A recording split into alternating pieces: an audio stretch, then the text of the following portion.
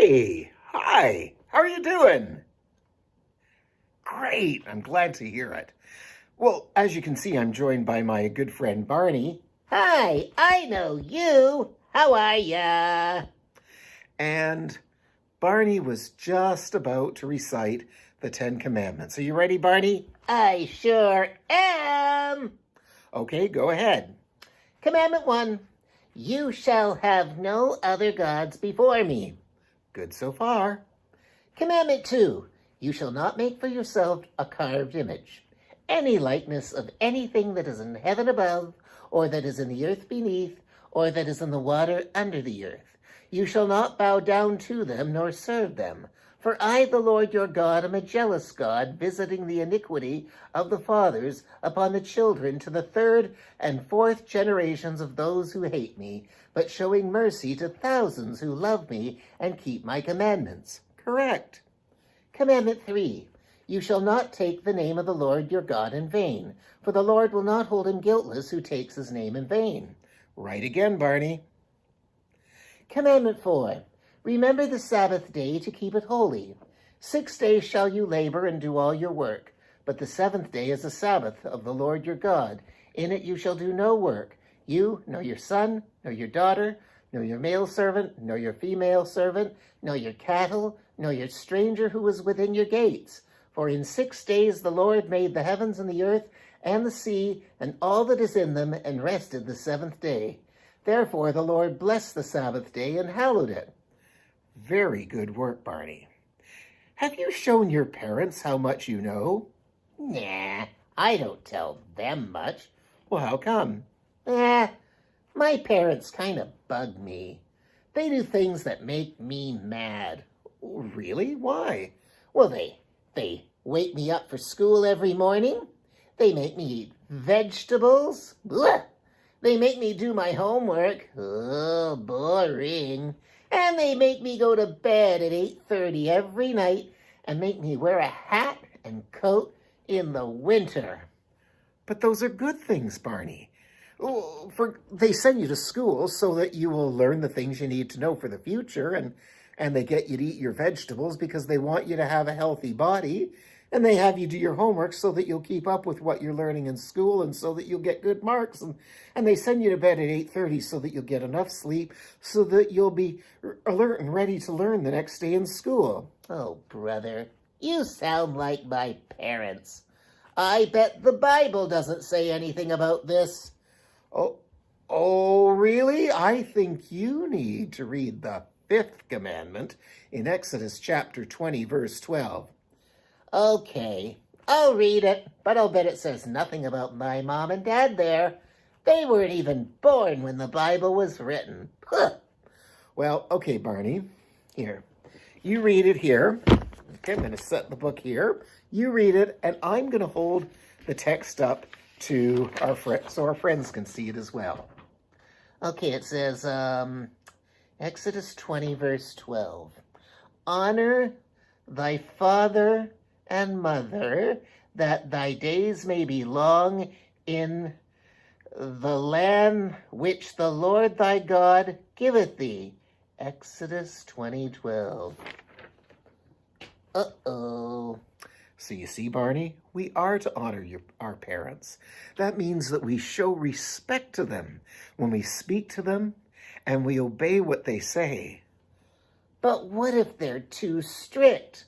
My parents are really strict. They won't even let me have a TV in my bedroom. But all my friends have a TV in their bedroom. Well, your parents are doing what they believe is best for you, and you should honor them. Have you ever heard of the Rechabites? The who? The Rechabites.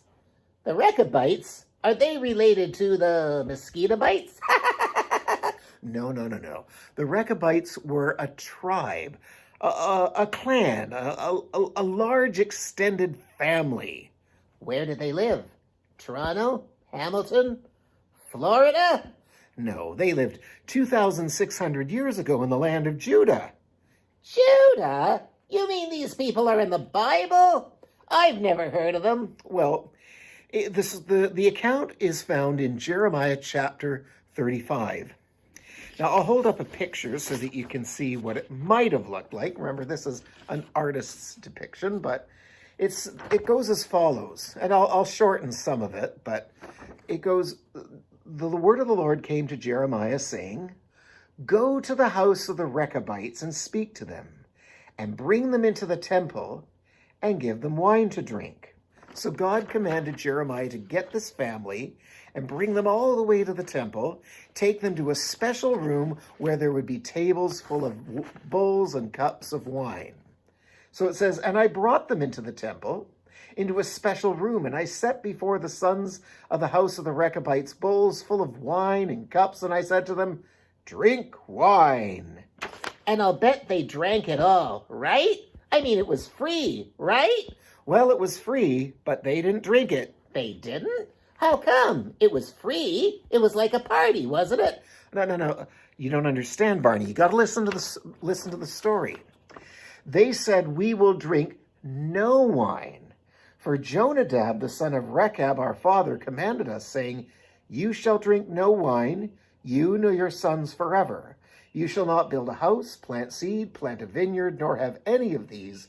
But all of your days you shall live in tents, that you may live many days in the land where you are sojourners.' Thus we have obeyed the voice of Jonadab, son of Rechab, our father, in all that he charged us to drink no wine all our days. We, our wives, our sons, our daughters, nor to build ourselves houses to live in, nor do we have vineyard, field, or seed. But we shall dwell in tents, and we have obeyed and done according to all that Jonadab our father commanded us." Now you see, they had all this wine before them, and yep, you're right, Barney, it was free, wasn't going to cost them any money, but they said no. But why did they say no?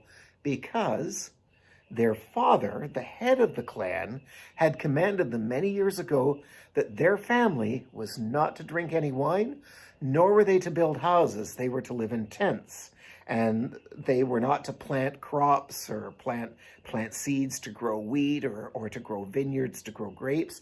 None of that. So they would live in tents, and they would probably raise sheep or goats and be sheep herders, shepherds, because their father had commanded that. But why? Well, we're not told the reason why, and probably Jonadab had a very good reason for it, but whatever the reason was, the family obeyed because they loved their father. And so they obeyed him. And then Jeremiah was commanded to go to the people of Judah, God's people, and he told them, he said, "Look at this family of Rechabites. They obey their father. But you people of Judah do not obey the Lord your God." And so God said that one day he would punish the people of Judah, but that he would protect the people of the Rechabites. He would protect those people, and that they would live on and on and on as a family. Wow, so God really honored those who honored him and honored their parents. That's right. You know, in a few years' time, the Babylonians invaded the nation of Judah, and God punished the nation of Judah through the Babylonians, and many, many people were killed. They lost their homes, and thousands were taken prisoner. But God promised that he would protect the Rechabites as a family, as a reward for honoring their father's wishes. So God really honors those who honor their father and mother? Yes. Ephesians chapter 6, verses 1 to 3 say, "Children, obey your parents in the Lord, for this is right. Honor your father and mother, which is the first commandment with a promise, that it may be well with you, and you may live long on the earth." So everyone who obeys their parents lives a long life? Well, not absolutely everyone. For example, Abel, in the book of Genesis, the son of Adam and Eve, Abel was a godly man who honored his parents, but he was killed by his brother Cain. But in general, those who honor and obey their parents are people who work hard, develop healthy habits, and keep out of trouble. Such people usually have lived longer than those who disobey their parents by being lazy living dangerously, and living in an unhealthy way. So I guess I'd better start honoring my parents a little bit more, right? I think you'd better start by honoring your parents a lot more. I guess you're right. Well, that's all for now, everyone. See you next week when, Lord willing, we learn what is required in the fifth commandment. Didn't we do that today? Well, we started on it, but we're going to learn a little more of what it means to honor our father and mother. So see you later, everybody. Thanks for stopping by.